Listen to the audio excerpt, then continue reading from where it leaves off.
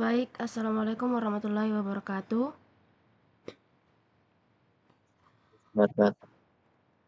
Em, Terima kasih untuk teman-teman yang menyempatkan waktunya untuk hadir dalam presentasi kami pada hari ini.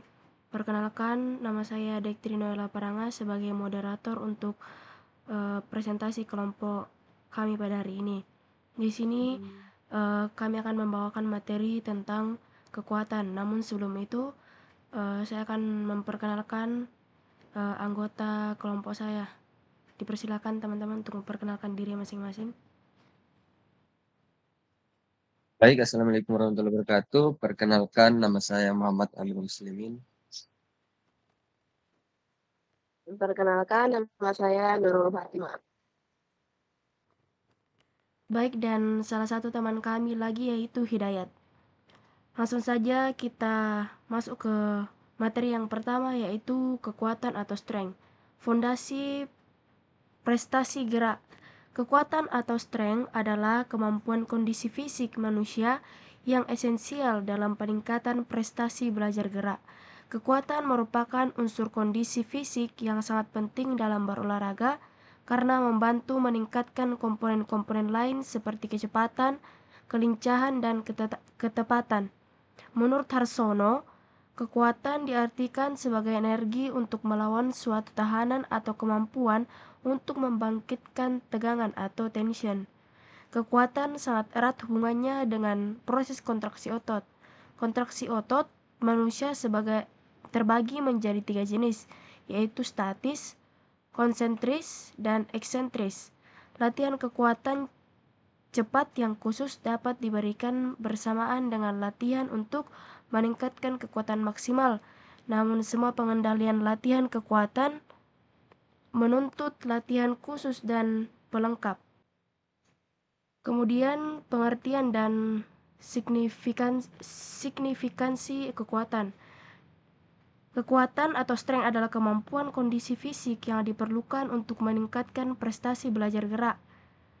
Kemudian kekuatan sebagai energi diartikan sebagai tenaga yang dipakai untuk mengubah keadaan gerak atau bentuk suatu benda atau energi untuk melawan tahanan.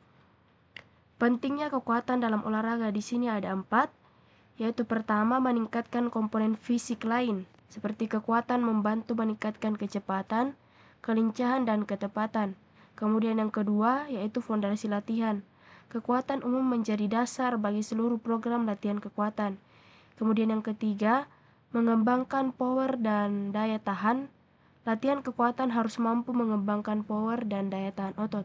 Kemudian yang terakhir, menjaga kondisi fisik, misalnya metode peningkatan kekuatan seperti weight training, juga mempertinggi daya tahan otot dan menjaga kondisi fisik lainnya.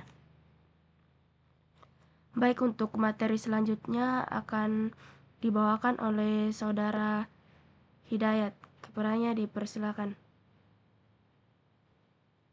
Terima kasih atas kesempatan yang diberikan oleh moderator. Jadi selanjutnya itu ada 4 prinsip dasar latihan beban. Menurut Grosser dan Fox, terdapat 4 prinsip dasar yang harus diterapkan dalam latihan beban untuk mencapai peningkatan kekuatan yang efektif, yaitu 1, prinsip beban latihan berlebih atau overload preset. Kekuatan otot akan meningkat jika diberikan beban sedikit di atas kemampuannya. Tujuannya adalah untuk mengadaptasikan fungsional tubuh. Latihan harus lebih berat dari sebelumnya. Pada batas ambang rangsangan kepekaan atau threshold of sensitivity, sistem ini disebut progressive overload. 2. Prinsip peningkatan bertahap atau progressive recycle. Pembesaran harus ditambah secara bertahap selama program latihan. Dasar pertambahan beban adalah ketika atlet dapat mengangkat beban sebelumnya tanpa kelelahan yang berarti otot yang bekerja sedikit di atas kemampuannya. Memastikan peningkatan kekuatan yang berkelanjutan. 3 itu prinsip pengaturan latihan. Program harus dirancang agar kelompok otot besar dilatih dahulu sebelum otot kecil, karena otot kecil lebih cepat lelah Hindari melatih otot yang sama secara berturut-turut dengan kedua jenis latihan berbeda untuk memberikan waktu istirahat yang cukup. Yang terakhir itu ada prinsip kekhususan. Program latihan harus didesain secara khusus, mengikuti pola keterampilan gerak spesifik cabang olahraga. Ini memastikan pengembangan daya ledak otot mengarah pada keterampilan spesifik. Analisis otot yang terlihat sangat penting. Cukup sekian, saya kembalikan ke moderator.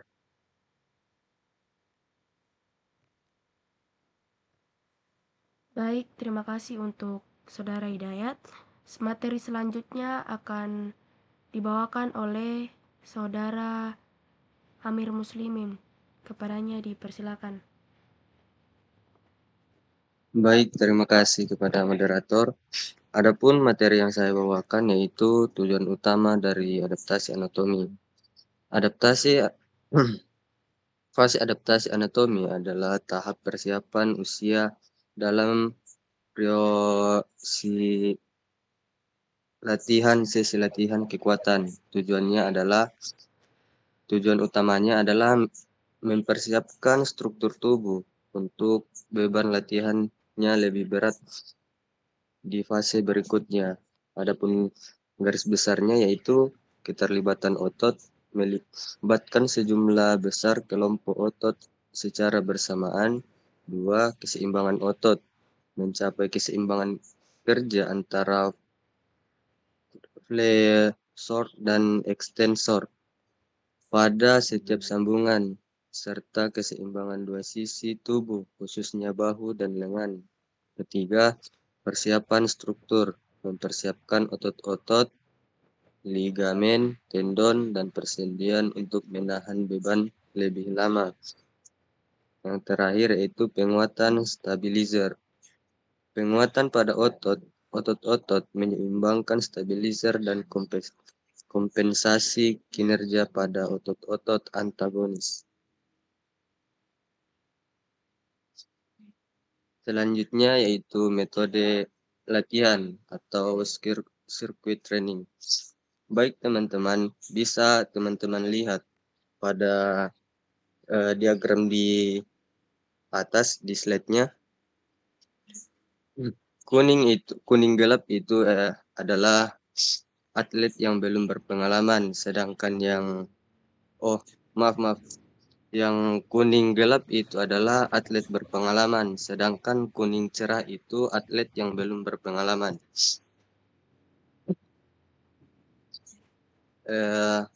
Dalam durasi latihan, atlet belum berpengalaman biasanya memiliki durasi latihan lebih lama dibandingkan atlet berpengalaman.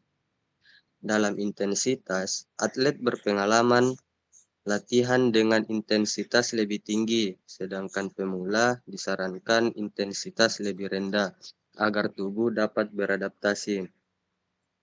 Dalam jumlah pos dan sirkuit, atlet belum berpengalaman memiliki lebih banyak pos dalam satu sirkuit daripada atlet belum berpengalaman.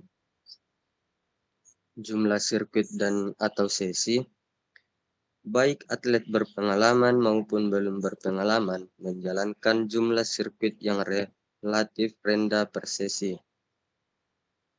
Berikutnya, frekuensi latihan setiap minggu juga cenderung serupa, tidak banyak perbedaan antara kedua kelompok. Perbedaan utamanya adalah atlet berpengalaman, intensitas lebih tinggi, jumlah pos lebih sedikit, durasi latihan lebih sedikit. Sedangkan atlet belum berpengalaman, intensitas lebih rendah, jumlah pos lebih banyak, durasi latihan lebih panjang. Yang intinya teman-teman, sirkuit training menyesuaikan intensitas dan volume latihan berdasarkan pengalaman atlet. Sedangkan latihan dapat tetap aman dan efektif untuk tujuan beradaptasi anatomi, kekuatan, serta daya tahan otot. Sekian materi dari saya kembalikan ke moderator. Baik, materi selanjutnya akan dibawakan oleh Saudari Nurul Fatmah. Padanya dipersilakan. Baik, saya akan membacakan materi selanjutnya yaitu variasi bentuk latihan sirkuit. Sirkuit badan sendiri melibatkan gerak dasar seperti push, bend, pull up, dan yang baik. Kedua, dengan numbers dan bola medis menggunakan alat ringan untuk menambah beban. Contohnya hal squat, military press, lingue, back arches, upright, dan jump squat dengan moda bola medis. Ketiga, sirkuit dengan alat khusus menggunakan style bars atau bangku atau mesin beban. Variasi ini disesuaikan dengan ketersediaan fasilitas dengan tingkat atlet. Oke, segitu saja moderator.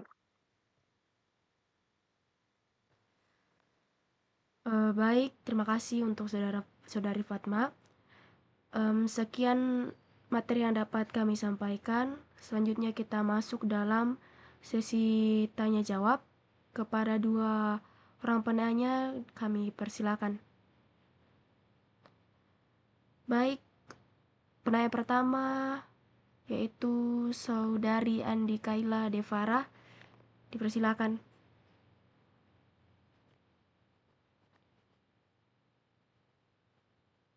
Baik, terima kasih atas kesempatannya. Langsung saja, pertanyaan saya yaitu berdasarkan prinsip pengaturan latihan, program harus dirancang agar kelompok otot besar dilatih terlebih dahulu sebelum otot kecil. Jadi, apa alasan dibalik urutan latihan tersebut?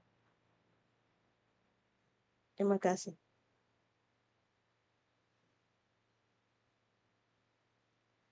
Baik, mungkin bisa pertanyaannya dikirim di kolom komentar atau di grup. Terima kasih.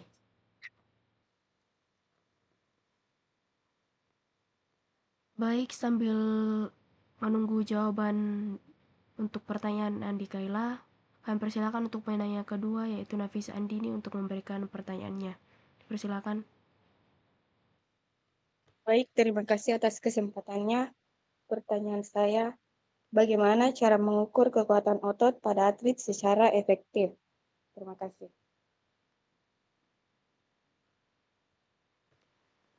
Baik, terima kasih. Mungkin pertanyaannya bisa dikirim di kolom komentar atau di grup.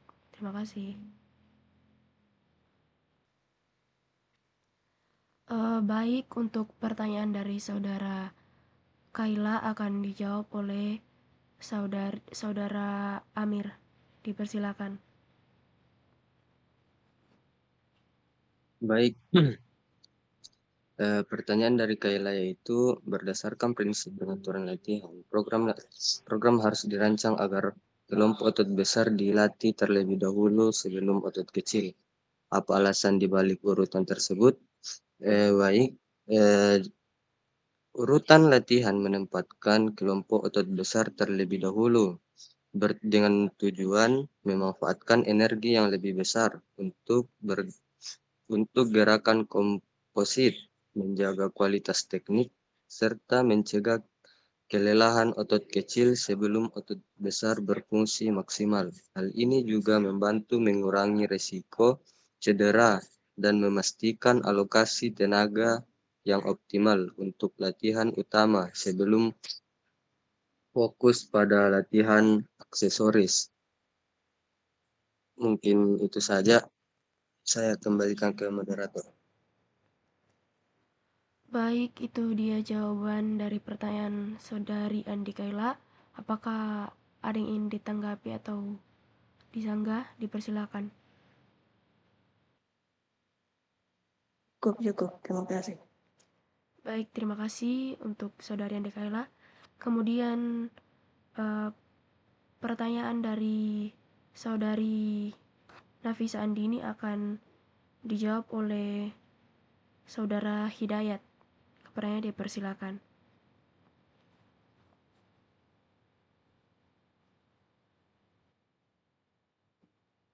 Baik, terima kasih atas kesempatan yang diberikan oleh moderator. Jadi pertanyaan itu mengukur kekuatan otot pada atlet secara efektif sangat penting untuk memantau kemajuan latihan, mencegah cedera, dan meningkatkan performa. Berikut beberapa cara mengukur kekuatan otot pada atlet secara efektif. 1. Tes 1RM, one repetition maximum. Mengukur kekuatan otot dengan melakukan 1 kali angkatan maksimal pada suatu latihan seperti bench press atau squat. 2. Tes kekuatan dinamis. Mengukur kekuatan otot dengan melakukan latihan dinamis seperti push up, pull up, atau squat jump. 3. Tes kekuatan isometrik. Mengukur kekuatan otot dengan melakukan kontraksi otot statis seperti tes kekuatan genggaman atau tes kekuatan kaki. 4. Tes kekuatan eksplosif, yaitu mengukur kekuatan otot dengan melakukan latihan eksplosif seperti tes lompat vertikal atau tes sprint. 5. Menggunakan alat ukur. Menggunakan alat ukur seperti dinamometer, tensiometer, atau selamometer untuk mengukur kekuatan otot. Untuk saudara Andini, apakah jawaban sudah cukup atau ingin disanggah?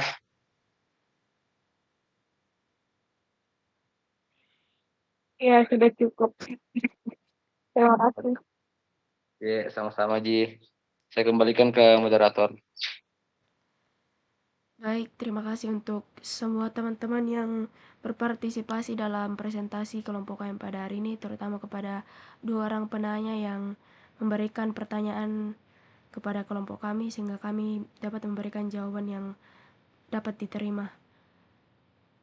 Selanjutnya saya akan membacakan kesimpulan dari materi kami pada hari ini.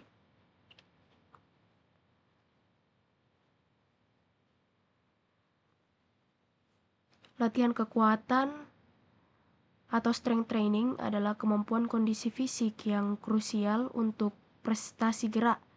Erat kaitannya dengan kontraksi otot. Periodisasi latihan kekuatan sangat penting dan harus sistematis serta bertahap.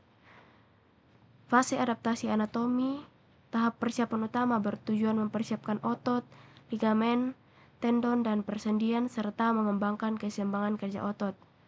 Metode latihan awal, sistem sirkuit atau circuit training, dianjurkan pada fase AA atau adaptasi anatomi.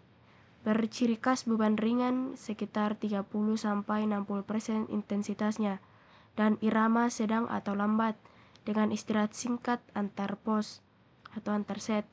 Kemudian lanjutan kekuatan maksimal. Setelah fase adaptasi anatomi, atlet beralih ke metode seperti sistem set yang menggunakan beban lebih berat dan repetisi lebih sedikit untuk mencapai kekuatan maksimal. Perencanaan dan periodisasi yang detail menjamin peningkatan kekuatan yang optimal dan mengurangi risiko cedera. Sekian presentasi dari kelompok kami. Jika ada kekurangan atau kelebihannya, kami mohon maaf dan berterima kasih. Saya tutup. Assalamualaikum warahmatullahi wabarakatuh. Shalom. Waalaikumsalam warahmatullahi wabarakatuh. Waalaikumsalam warahmatullahi wabarakatuh.